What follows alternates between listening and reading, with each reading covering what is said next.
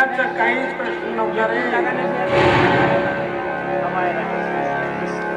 साहेब. हा काही कमी जास्त जरी बोलला असेल ना मी माफी मागतो तुम्हाला. मी पण बाबाराव मी दाबुडाची माफी मागत आहे. प्राध्यापक विद्यार्थी तुमच्या घरात येऊन आमचा जर असा घोर अपमान होत असेल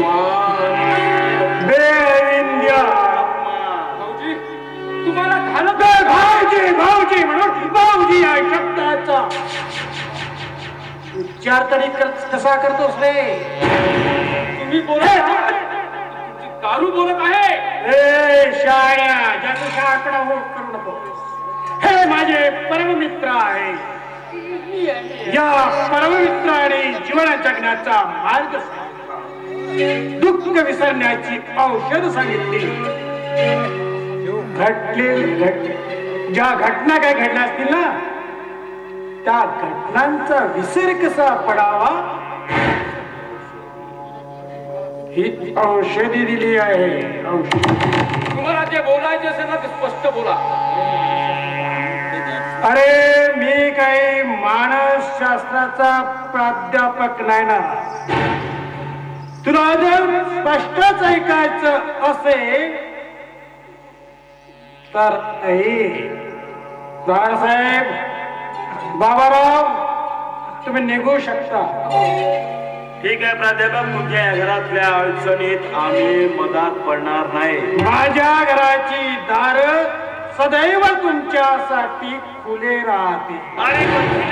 तुम्ही माझे परममित्र आहात. परममित्रांना कसली मदत लागली तर कधी या प्रहार मागला हात मारायची प्राध्यापक. चल बाबाराव. हे नाते निर्माण कर.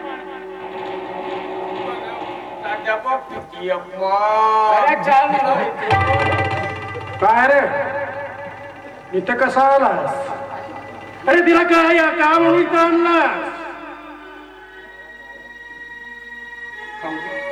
काय झालं तुम्हाला? तीनदा भाऊजी भाऊजी म्हणून त्या शब्दाचा अपमान करण्यात काही अर्थ नाही.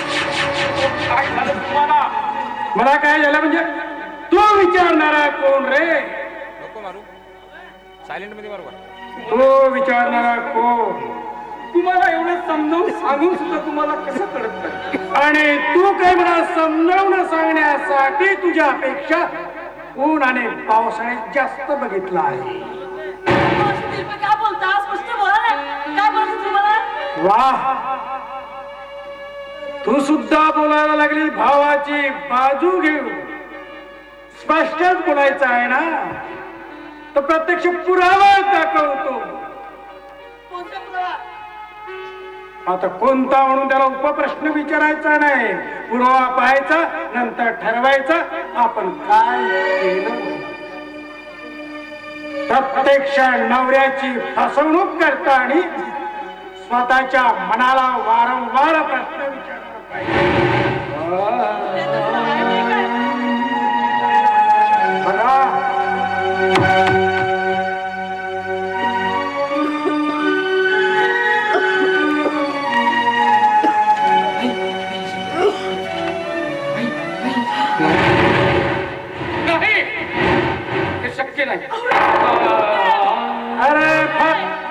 अरे फक्त 2 सेकंद लागले रे. नाही शक्य नाही.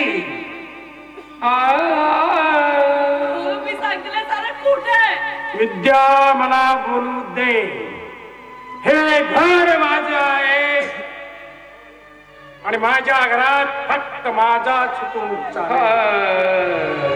तुम्ही काय दिवे लावलेत हा अख्खा समाज पाहत आहे.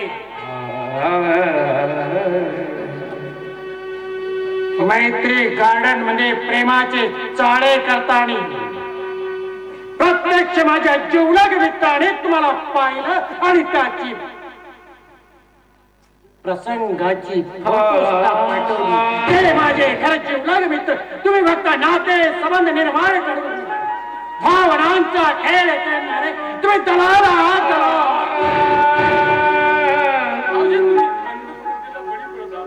अरे कशाची अंधश्रद्धा ना कशाची काय करून बसलं नाही. अरे जी घटना घडते ते घटनेचे पुरावे मिळतात कशाची अंदा सुद्धा आली न काय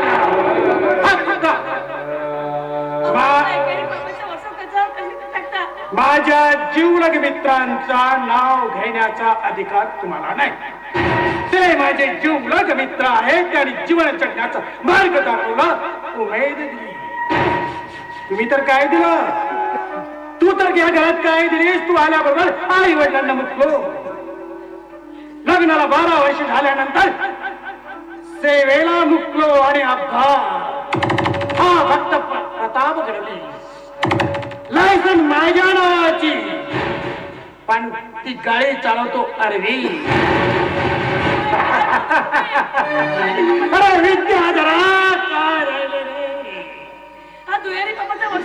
अरे विद्या विभूषित चळवळ तुला आहे का सामान्य माणसासारखे वक्तव्य करावं लागतात रे हाय रे दुर्दैवा हा सगळा खेळ निहितीचा खरोखरच नाही खरोखरच विद्याधरा काही नाही राहिलं रे अरे तू तो मार्ग निवडलास ना तो मार्ग योग्य आहे त्या मार्गात सौभाग्य बुडवायचं पत्नीचं नको मान प्रतिष्ठा सर्व बळून फक्त मड्डी प्राध्यापक म्हणून समाजात तो राह मिळवायचा नाही भाऊजी तुम्ही बिनमुळाचे आरोप लावत अरे बिनमुळाचे आरोप लावण्यासाठी मी काही जज नाही किंवा न्यायाधीशही नाही मी सर्वसामान्य मड्डी प्राध्यापक अरविंद माझी शेवटची एक सूचना आहे या घरात जीवच पायरी चढायची नाही अन्यथा धक्के मारून बाहेर काढावे लागेल विद्या आपल्या भावाला बजाव आणि एवढंच मदत नसेल तर तुला सुद्धा या घराची दारं खुली आहे जा अरे हिला माहेरी घेऊन जा सोन्याचा पिंजरा कर आणि सोन्याच्या पिंजऱ्यात बसवून तिला हालाव ए विद्या काहीतरी गाणं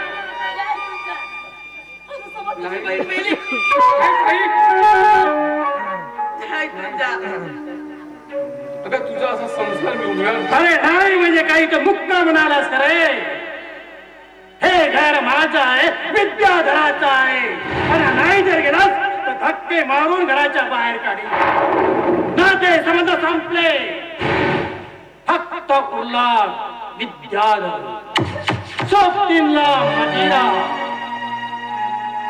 हाच या खेळाचा शेवट होणार नेक आज मी बंधनाला म्हणून मी जातोय भाऊजी पण पुन्हा परत येईन आणि हा खेळ पुन्हा सजवेल तुमचा मी काय बोलला असता आणि यापुढे तुझी बनलेली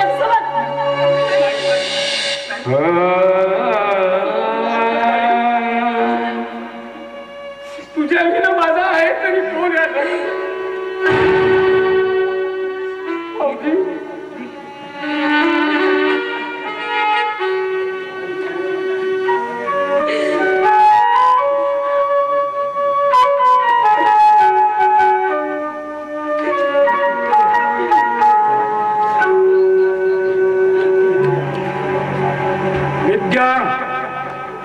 तुला इथं राहायचं आहे असं का बोलता इथं राहायचं आहे इथे नाही राहणार तर कुठे जाणार मी फक्त एका शर्तीवर शर्त हो कोणती शर्त तुझ्या गळ्यातील मंगळसूत्र हवं आहे हे मंगळसूत्र देणार तुम्हाला ते मंगळसूत्र विकून मला दारू प्यायची आहे दुःख विसरायचे आहे नाही मंगळसूत्र तुम्हाला कधी देणार नाही काय प्रत्येक माझ्या घरात माझा अपमान.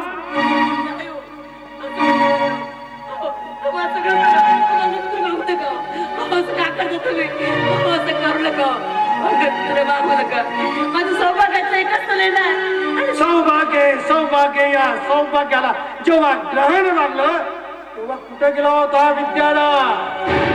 गळा गळा टाकून प्रेम लीला करता तेव्हा कुठे गेला होता विद्याधर. अरविंदची प्रतिमा डोळ्यासमोर जगता आहे. फक्त मला मंगळसूत्र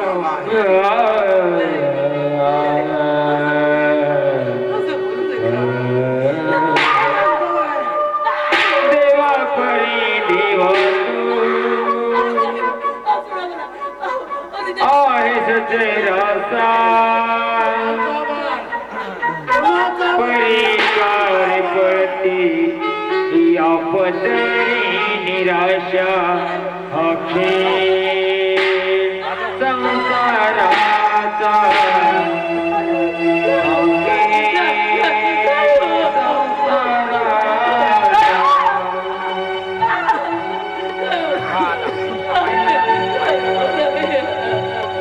नाही देणार नाही देणार. चालले गे दोन ही धुंद जगण्याची ही जगण्याची आशा विद्या परी काय पडते या पदरी निराशा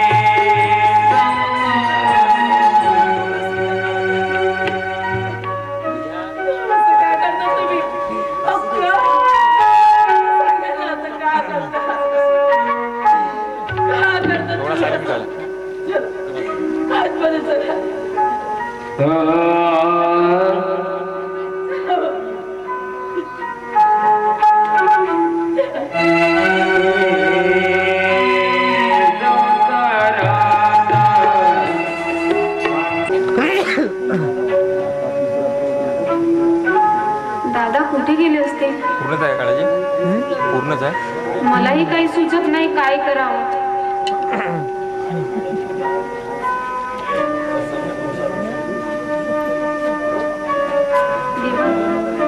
काय रे माझ्या जीवनावर असं संकट कोसळलं.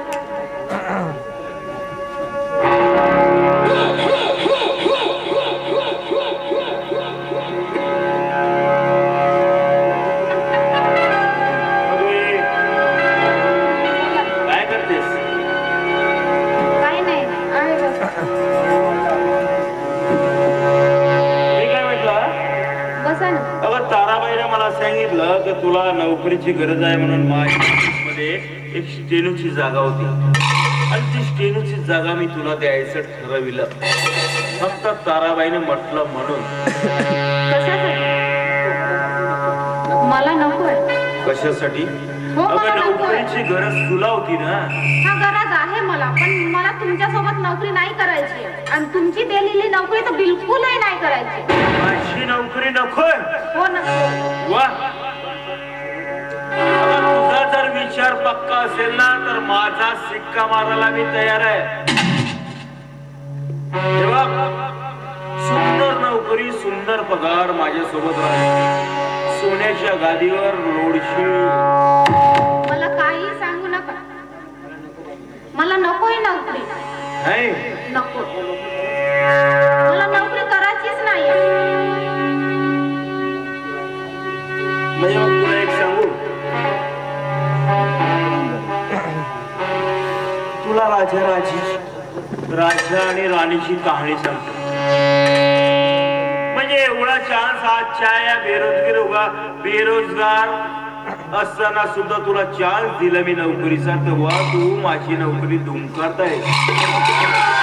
राजा राणीचा गेम सांगतो, ते तरी करशील? नाही म्हटलं तर कळत नाही का? नाही ना, तर मग सरळ आणि सोप्या भाषेत मी तुला एक पावलाबोरीचा खेळ शिकवतो ना.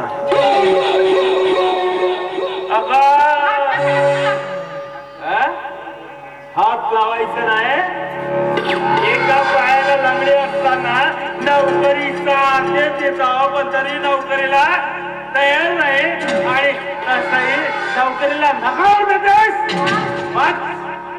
मला प्रहार काढाय. आता बघ तुला नोकरीच्या त्या कोऱ्या भांगवर मीच माझ्या संस्थेचा कसा शिक्का मारतो.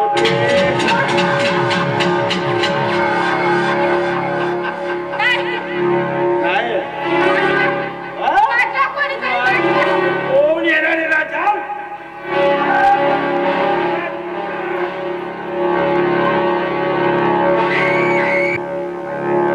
ताराबाई, आवाज कशाचा येतो? प्रहर भागाडा या जातातून कधी सुटणार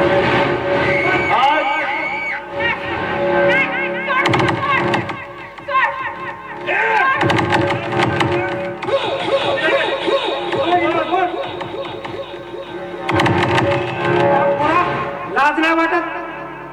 त्या अति प्रसंग करतेस त्या अपंग मुलीवर अशी तरी शरम वाटायला पाहिजे तुला. म्हणजे माझ्या वासनेच्या आड येणारा तू कोण रे? मी कोणी असेल तिचा आणि शोभतात का रे तुझ्या अशा संस्थापकाला? मला शोभत नसेल, पण माझ्या वासनेच्या आड येऊन तू पश्चाताप करशील. कारण प्रताप माकड म्हणतात मला, लक्षात ठेव. तुझ्यासारखे संस्थापक असे खूप पाहिले.